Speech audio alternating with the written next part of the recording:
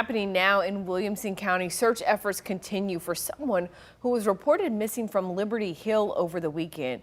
First responders found 2 other people dead in Williamson County. Today, one of those victims was identified as 22-year-old Caitlin Swallow. The other person has not been named.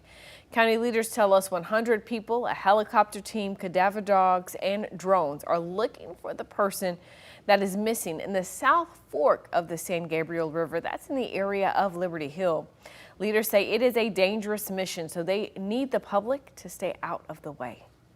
There's all type of debris in the riverbed that we're working through, crawling around through and over. So those are some of the biggest complications because the bodies that we are looking for could be hidden beneath 20 feet of mud, trees, and debris. Williamson County leaders are also working to record damage from the storm so that they can report it to the federal government for a disaster declaration.